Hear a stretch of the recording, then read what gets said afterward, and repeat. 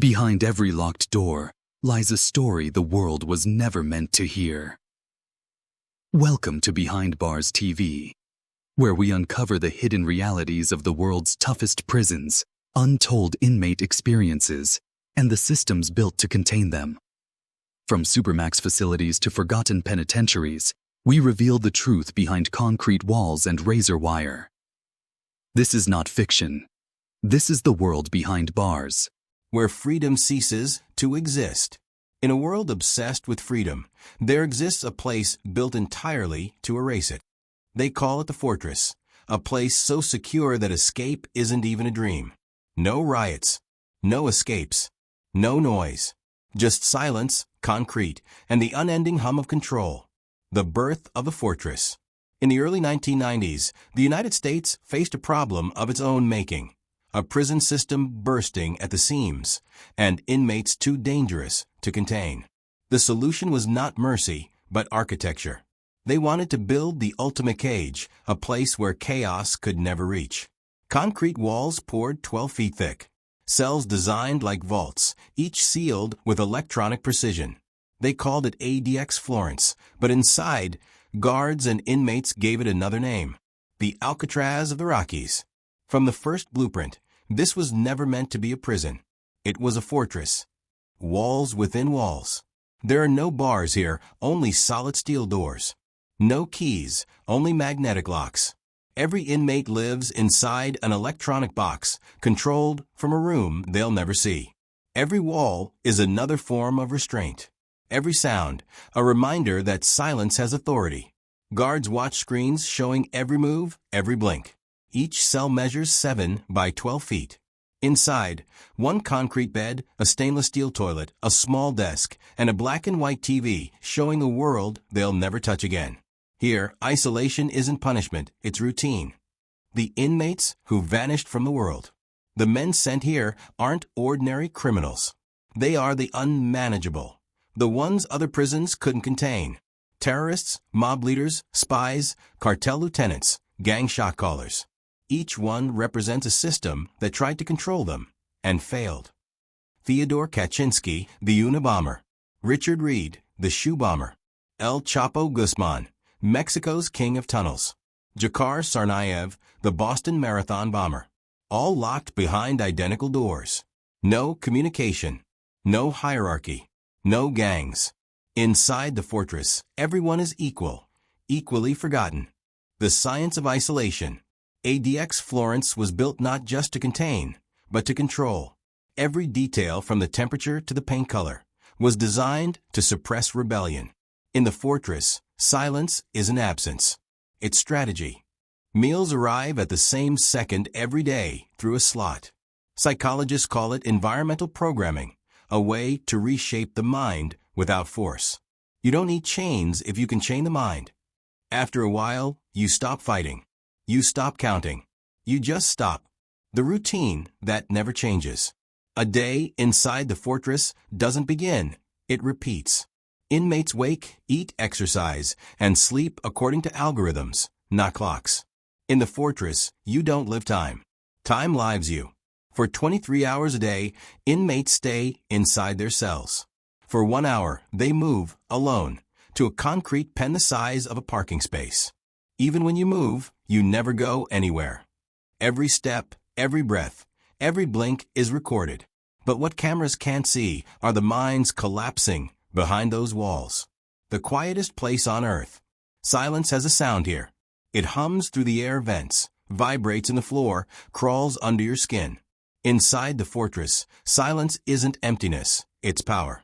For years, inmates describe hearing nothing but their own heartbeat. No talking, no footsteps, no door slamming.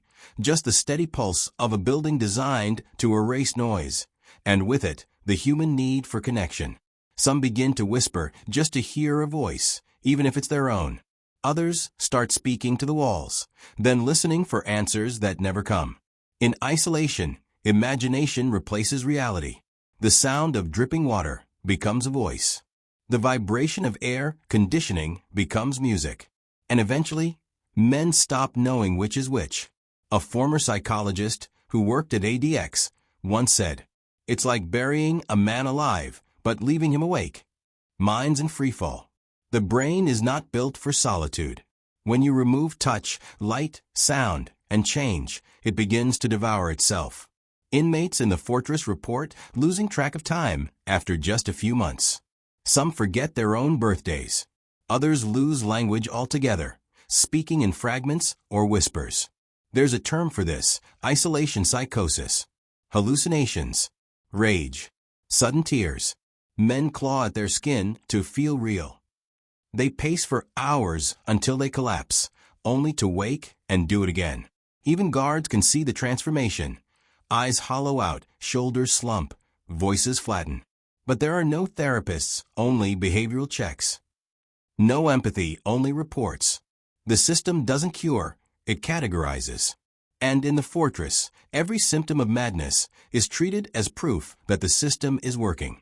If they're breaking, one officer once said, it means they're no longer a threat.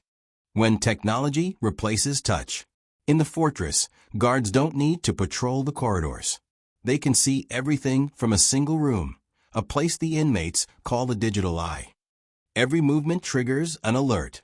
Every breath is logged, every word recorded.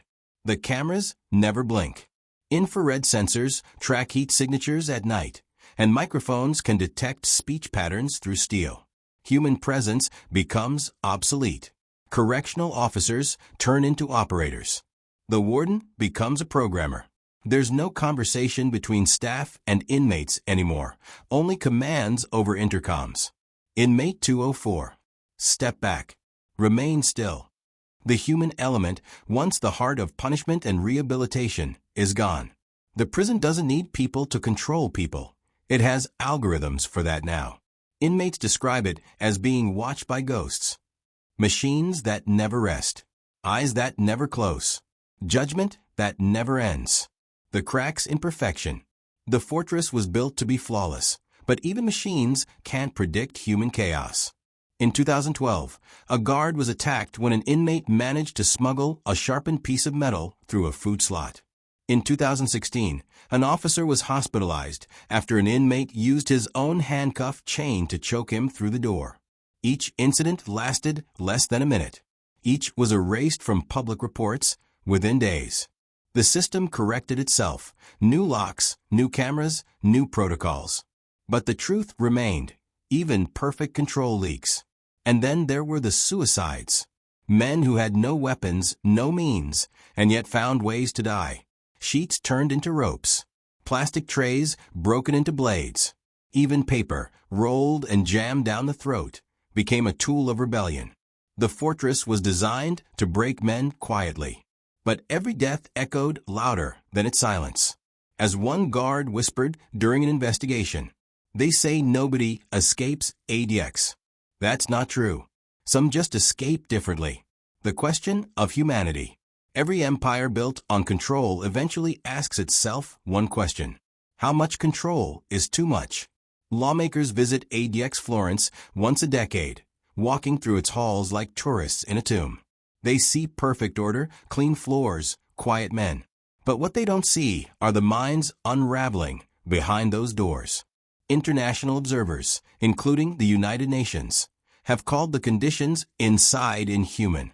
They argue that holding a person in total isolation for more than 15 days amounts to psychological torture. The Bureau of Prisons disagrees. They call it necessary. Necessary for safety. Necessary for order. Necessary for peace. But peace built on silence is a fragile illusion. But peace built on silence is a fragile illusion. And the question remains, what kind of society needs a place like the fortress to feel safe? We built a system to contain evil, one reformer wrote, and discovered it was containing us. The man who stopped talking. He arrived at the fortress in 2003, a former gang enforcer, known for violence. For the first year, he screamed every night. By the third, he whispered prayers. By the fifth, he stopped talking altogether. Guards called him Silent Mike. No disciplinary reports, no medical requests, no sound. When the psychiatrist visited, he stared at her hands, not her face. When she asked if he understood, he nodded once. When she asked if he felt anger, he blinked. That was it. After 7 years in total isolation, he no longer reacted to his own name. He didn't resist, didn't speak, didn't even flinch when they opened his door. The system considered him successfully stabilized. But what they really meant was broken. They wanted to quiet the chaos, one officer said later. And they did, by erasing the person who caused it.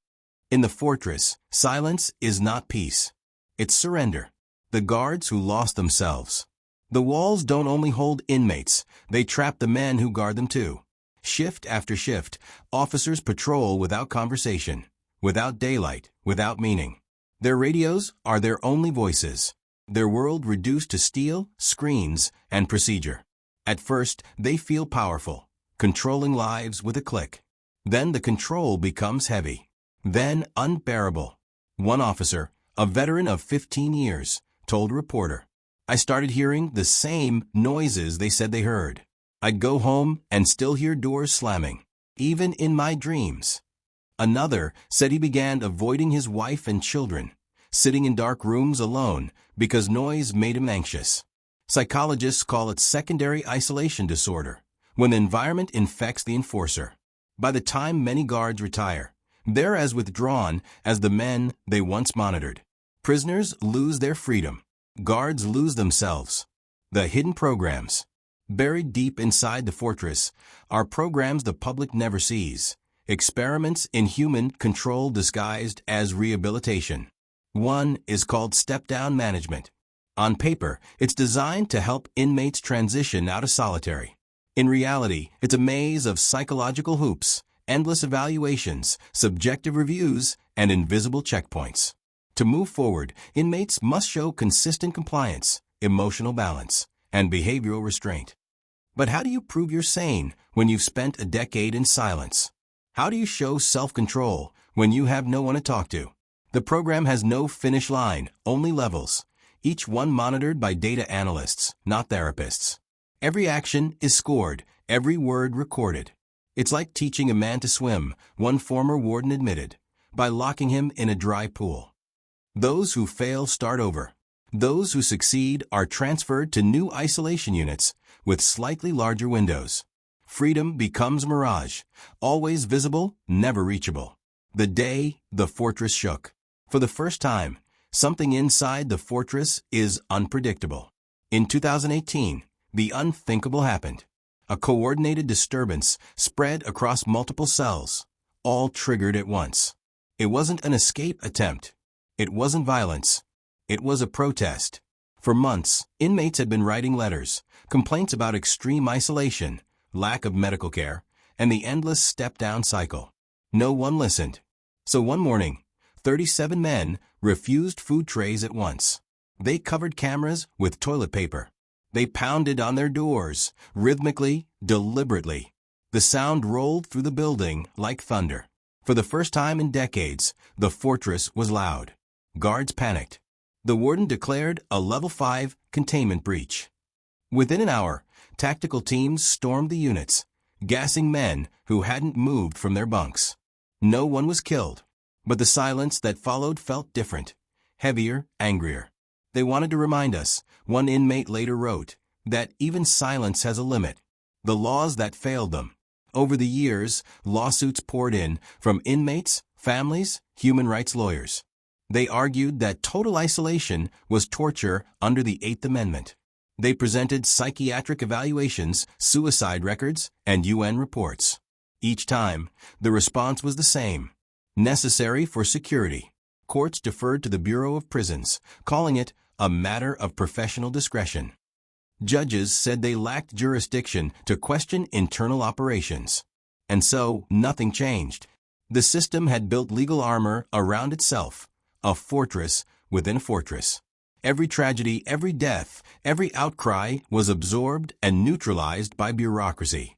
We built something so efficient, a former DOJ analyst once said, that it became untouchable even by justice. For the men inside, law became another invisible wall. Appeals were paper promises, always received, never answered. And the world outside kept turning, never hearing the voices echoing from the deepest cells of the most secure prison on Earth. The reporter who got too close. For 2 decades, journalists were denied entry into the fortress. The Bureau of Prisons claimed it was for safety reasons. But one reporter, Elena Navarro, refused to accept silence as an answer. She started collecting letters from inmates, ex-guards, family members, piecing together a story the government buried under layers of red tape.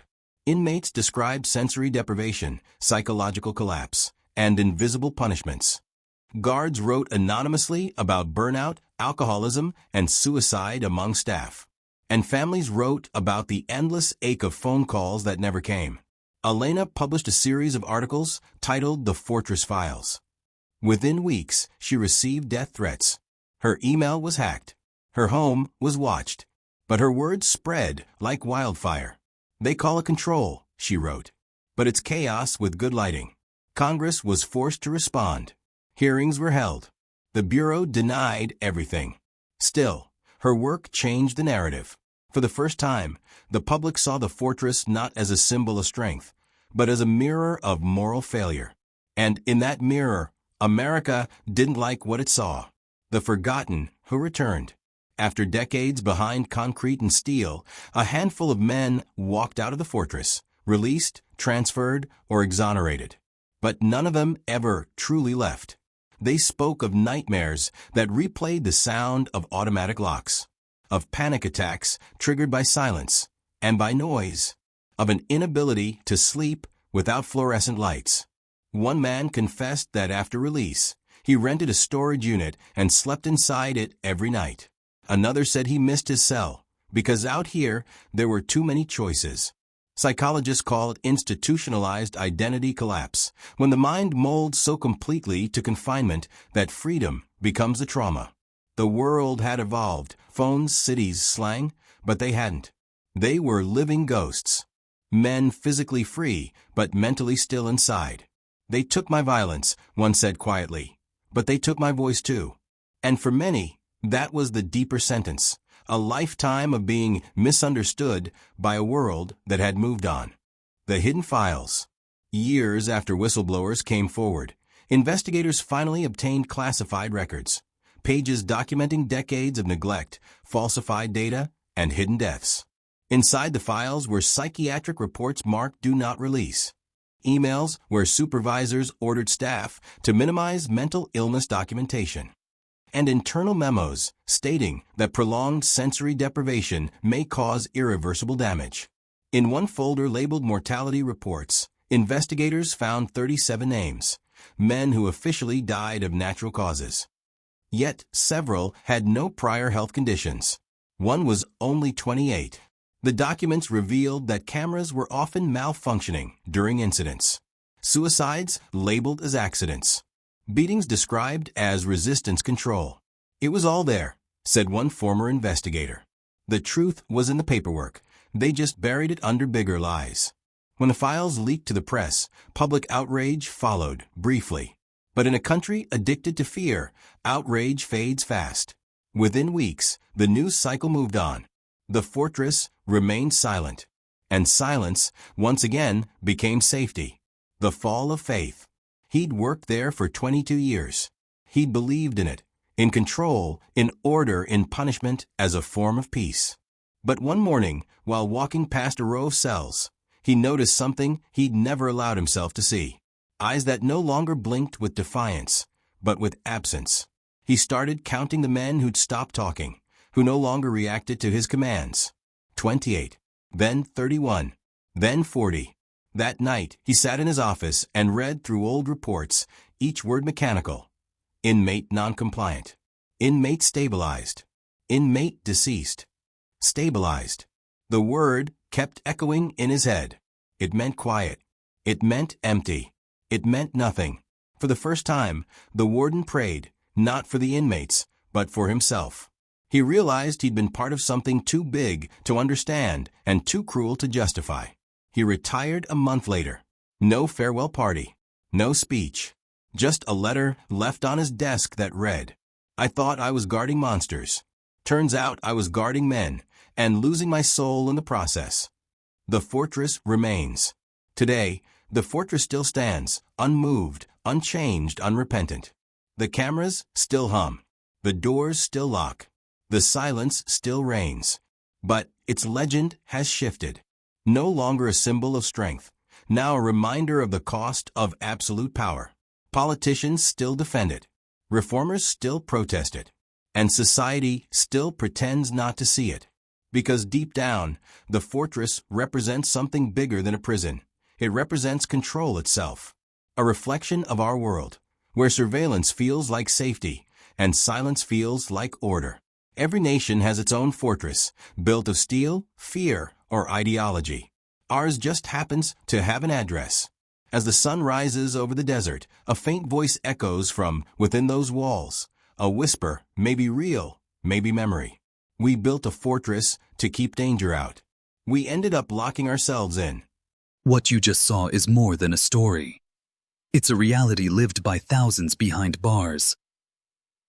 If you believe in uncovering the truth, the kind hidden behind concrete walls and silence, then join us.